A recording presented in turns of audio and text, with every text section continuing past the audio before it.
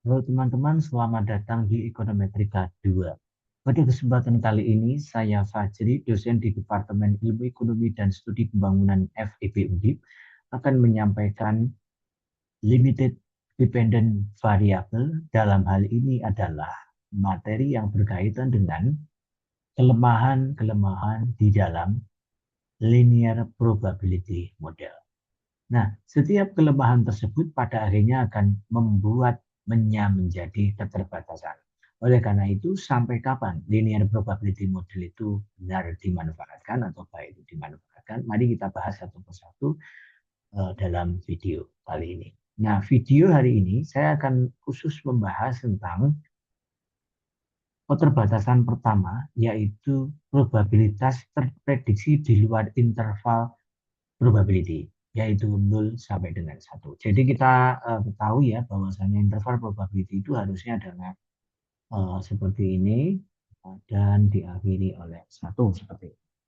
Nah, tinggal kemudian Anda bisa mengetahui sebetulnya seberapa besar sih probability dari semua ketika dianggap setlist seperti itu. Oke, saya punya model KPR misalnya begitu ya.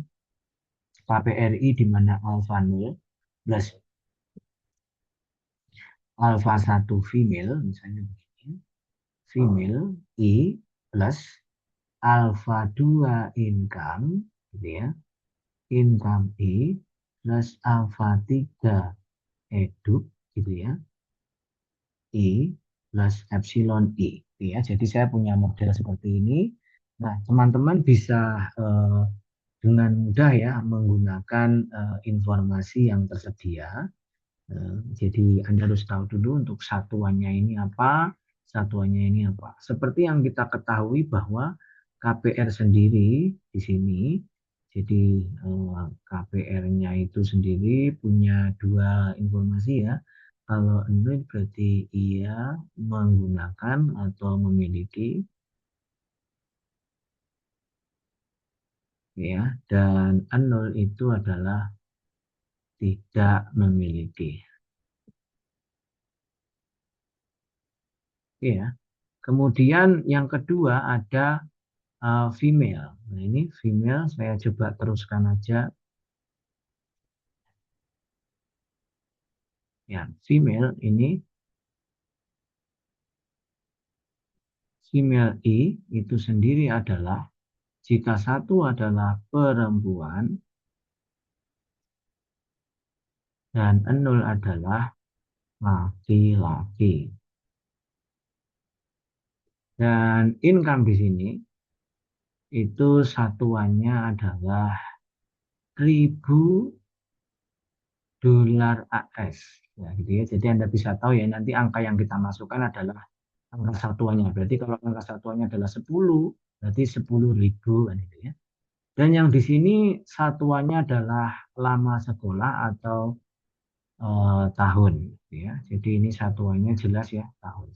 Oke, saya punya persamaan seperti ini. Nah, saya lambangkan sebagai persamaan satu. Dan persamaan satu ini akan saya isi angka sebagaimana berikut ini. Jadi ini saya akan isi angkanya ya, teman-teman semuanya. Angkanya adalah seperti ini.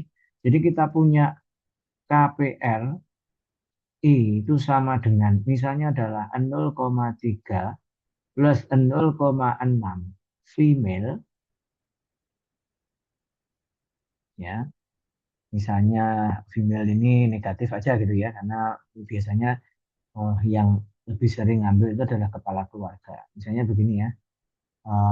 Female I plus alpha 2 income-nya adalah 0,2 income. Oke. I plus kemudian ada 0,1 edu. Ya kan? I. Ya.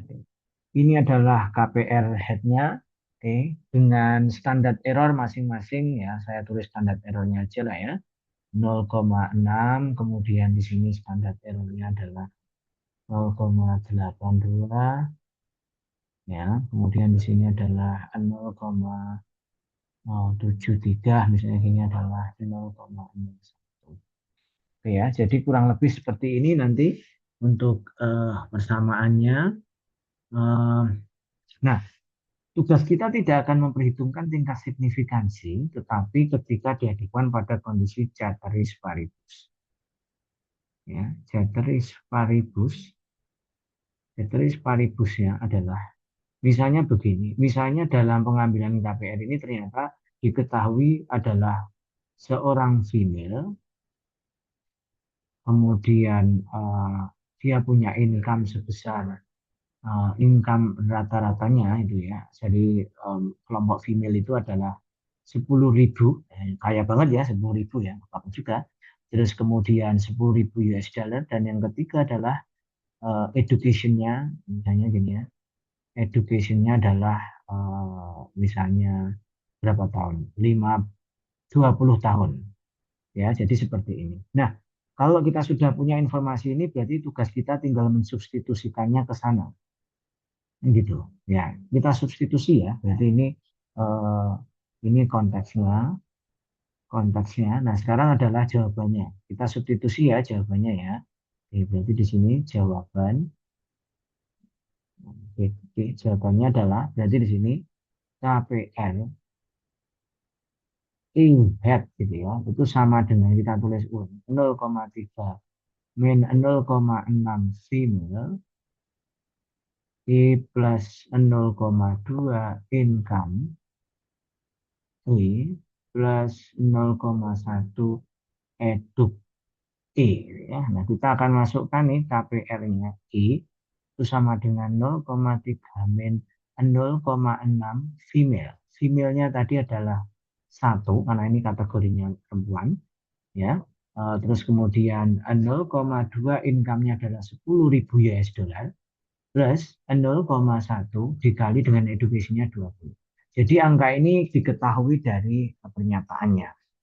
Nah, apa yang terjadi setelah kita substitusi? KPR-nya I cap ya itu sama dengan 0,3 dikurang 0,6 ditambah ini 2 kali ini berarti kan 2 ya. Oke, 2 yang ini adalah 1 kali 2 2 ya. Oke, 2. Oke, sekarang kita sudah punya nih KPR-nya. Model KPR kita adalah 2 tambah 2, 4. 4 dikurangi 0,6 berarti 3,4. 3,4 ditambah 0,3 berarti 3,7. Nah, berarti KPR cap-nya adalah 3,7. Padahal nilai probabilitas itu adalah 0. Nah, berarti probabilitas dari KPR sama dengan 1 dipengaruhi oleh X, I, misalnya begitu, harus maksimal sama dengan 1. Sementara ini nilainya adalah melebihi ini. Berarti jawabannya adalah terbukti. Ya, melebihi interval. Itu ya teman-teman ya. Jadi ini adalah bukti pertama tentang kenapa probabilitas di dalam limited dependent variable, khususnya linear probability model, itu tidak tepat mengestimasinya hingga kemudian menghasilkan nilai lebih dari situ. Nah, itu yang dimaksud. Nah, tapi kalau misalnya tugas Anda hanya ingin mengetahui hubungannya seperti apa, ya, dan berapa tingkat perubahan untuk setiap tambahan variabel independennya, nah, itu Anda bisa menggunakan LPM itu, ya kan? Ya, asalkan asumsi-asumsinya terpenuhi. Kira-kira begitu. Kira-kira begitu ya teman-teman semuanya untuk pembahasan hari ini. Kita lanjutkan keterbatasan atau kelemahan-kelemahan linear probability model berikutnya di video selanjutnya. Terima kasih.